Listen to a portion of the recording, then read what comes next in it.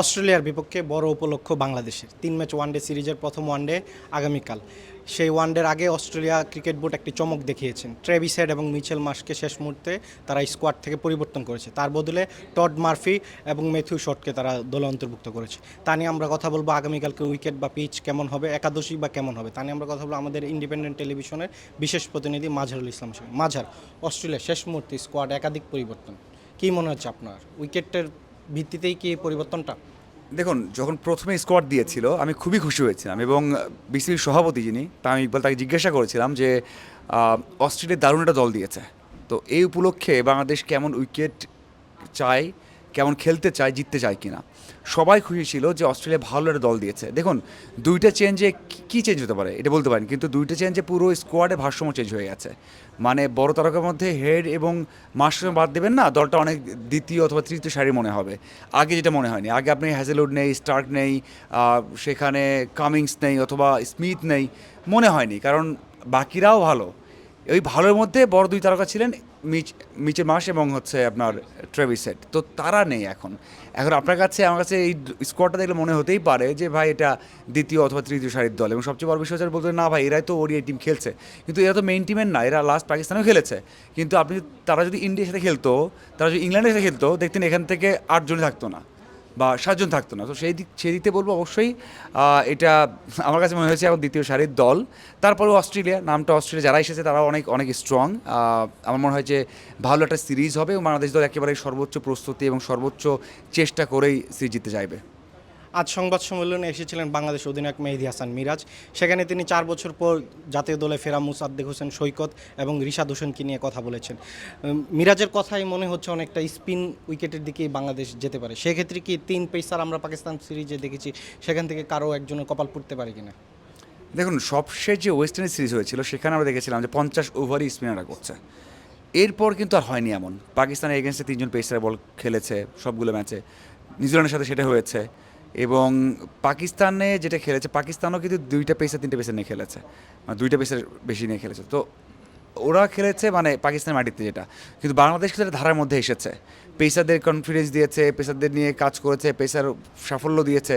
তো হঠাৎ করে আমার মনে হয় না যে এই কম্বিনেশন ব্রেক করে বাংলাদেশ দল 2 পেসারে যাবে। আমার মনে হয় অ্যাটলিস্ট ফার্স্ট ওডিআইতে বাংলাদেশ দল 3 পেসার 2 স্পিনেই যাবে। এবং রিশাদ যারা বাইরে থাকবে, রিশাদ, শরীফুল অথবা সোহান, যেটা মনে হয় বাইরে থাকতে পারে, তাদেরকে নিয়ে জিজ্ঞাসা করলেও কথা বলতে মিরাজ। তো আমার মনে হয় যে প্রথম ম্যাচে রিশাদ এবং সৈকতের সম্ভাবনা কম। হ্যাঁ, তানভীরের কথা বলতে পারি, কিন্তু আমার মনে হয় যে একটা লেফটি স্পিনার একটা ভেরিয়েশন ক্রিয়েট করে। আপনি অস্ট্রেলিয়া স্কোয়াড দেখেন 15 জনের মধ্যে ওদের ভারসাম্য আছে, 7 জন রাইটি 7 জন লেফটি, অথবা 5 জন রাইটি 6 জন লেফটি, এবং তার ব্যালেন্স থাকবে তাদের স্কোয়াডে, মানে একাদশে। তো সেখানে আপনি যদি একজন মানে লেফটি স্পিনার না রাখেন, এটা আসলে দুঃখজনক হবে, এবং আমার মনে হয় যে রাখা উচিত ব্যালেন্সের কারণে। এই যেটা লাস্ট ম্যাচেও কিন্তু তানভীর খেলেছেন, রিশাদ খেলেননি। এবং যদি নিতে হয়, যদি স্পিন ফ্রেন্ডলি উইকেট হয় খুব বেশি, তাহলে সৌম্যকে ড্রপ দিয়ে সেখানে সৈকতকে নেবে, মানে অপশন তো থাকতে হবে। মানে এখানে যদি আপনি 2টা রাইটি স্পিনার নেন, মানে আপনি মিরাজকেও খেলাচ্ছেন, সেখানে আপনি সৈকতকেও খেলাচ্ছেন, আবার তানভীরকে বাদ দিচ্ছেন। আপনার হতে পারে মিরাজ সৈকত দুজনেই আছে, তানভীরও আছে, একজন পেসার কমে গেল, অথবা সেখান থেকে একজন আপনার সৌম্য কমে গেল, সেটা হতে পারে। আমার কাছে মনে হয় যে 6 জন অপশন রাখা উচিত বোলিংয়ে, একজন খারাপ করতেই পারেন। তো সেই ক্ষেত্রে অলরাউন্ডার নিলে একজন ব্যাটার কমানো হতে পারে, পেসার হয়তো বা কমানো হবে না, যেটা আমার মনে হয়। যে এই কারণ এইভাবেই বাংলাদেশ খেলে এসেছে। আমাদের লাস্ট স্কোয়াডে আফিফ ছিলেন, আফিফের জায়গায় কিন্তু সৈকত এসেছে, সৌম্য এসেছেন। এমনটা নয় যে আফিফের জায়গায় একজন বোলার স্পিনার বা অলরাউন্ডার এসেছেন, আফিফের জায়গাতেই সৌম্য এসেছিলেন। তো ওই কম্বিনেশনে গেলে যে আপনি যে বেশি স্পিনার খেলাবেন, তাহলে হয়তো বা মানে অলরাউন্ডার সৈকত ব্যাট করলো আগে, বোলিংটা পরে চিন্তা করেন। কারণ সৈকতকে আপনি এতদিন পরে নিয়ে এসে যতই ভালো খেলুক, আমি নিজেই ব্যাক করেছি, নিজেই বলেছি যে ওদের তো এক্সপিরিয়েন্স আছে, সৌম্য, সৈকত, সাব্বির, তাদের তো বড় ম্যাচেরও এক্সপিরিয়েন্স আছে, তাদের তো আপনারা সেগুলো শেখাতে হবে না। কিন্তু 4 বছর পর ইন্টারন্যাশনাল ক্রিকেট খেলছেন, 4 বছর পর নিয়ে এসে আপনি তখনই 10 ওভার বল করাবেন, তখনই 20 ওভার ব্যাট করাবেন, এই আশা করাটা বেশি বাড়াবাড়ি। আমার মনে হয় হ্যাঁ, আপনি 4 ওভার 5 ওভার বল করতে পারেন, আপনি 10-20 রান বা 30 রান আশা করতে পারেন, কিন্তু আপনি সেঞ্চুরি করবে 4 বছর পরে এসে তো 10 ওভার বল করে 30 রান দিয়ে 2 উইকেট নেবে, এই আশা করা কঠিন। অস্ট্রেলিয়ার সংবাদ সম্মেলনে এসেছিলেন বর্তমান সিরিজের অধিনায়ক জশ ইংলিশ। তিনি তার সংবাদ সম্মেলনে বাংলাদেশের পেসারদের নিয়ে অনেক প্রশংসা করেছেন, বিশেষ করে নাহিদ রানা। তিনি বলেছেন নাহিদ রানার বল খেলাটা অনেকটা চ্যালেঞ্জিং হবে। সেই সঙ্গে তিনি এটাও জানিয়ে দিয়েছেন অস্ট্রেলিয়ার পেসার নাথান ইলিস এবং বেন ডরসাস বাংলাদেশের উইকেটে ভালো করতে পারেন। মাঝার, আপনার কি মনে হয় অস্ট্রেলিয়ার যে pace attack, Ben Dwarshuis, Xavier Bartlett, সেই সঙ্গে অভিষেকের অপেক্ষায় আছে pace bowling allrounder Liam Scott, তাদের নিয়ে কি বাংলাদেশ ব্যাটিংকে চ্যালেঞ্জ জানাতে পারবে যদি পেস উইকেট হয়ে থাকে? দেখুন, আপনি রানা দিয়ে শুরু করেছেন। রানার বলটা বাংলাদেশ প্রেক্ষাপটে খেলা খুব কঠিন।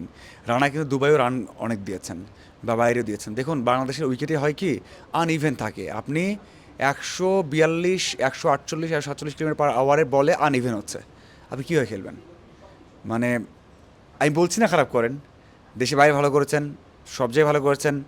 মিরপুর উইকেটে তার বলটা বেশি কার্যকরী, আরও বেশি ভয়ঙ্কর, কারণ হচ্ছে ওই যে আনইভেন বাউন্সের মধ্যে পেস।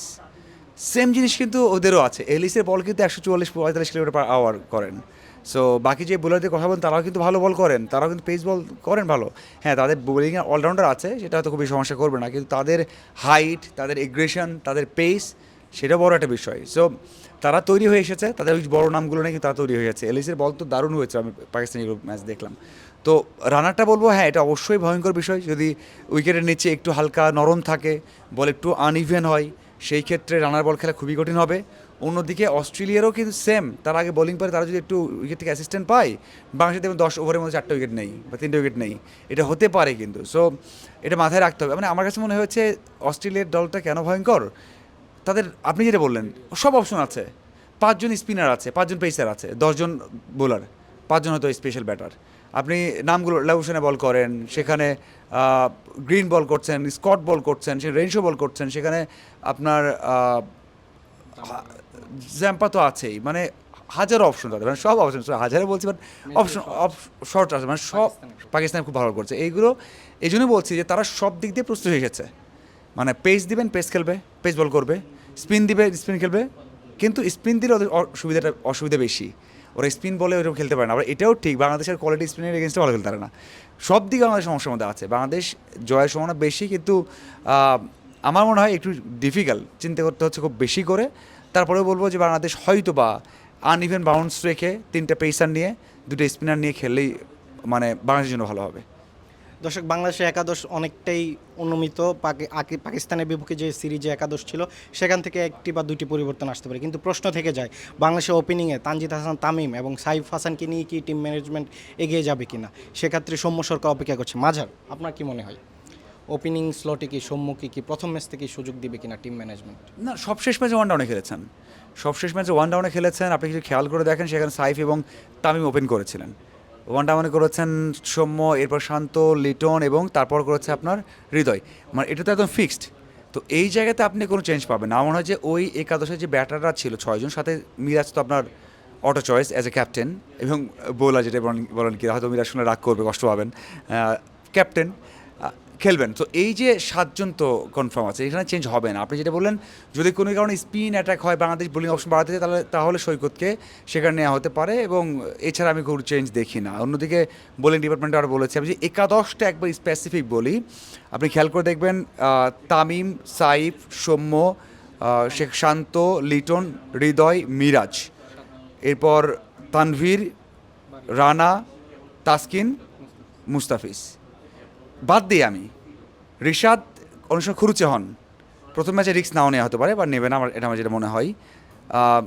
সোহান সুযোগ নেই, 2টা গেল। শরীফুল ফার্স্ট চয়েজে যত ভালো করেছেন, তারপরে ফার্স্ট চয়েজে আসবেন না।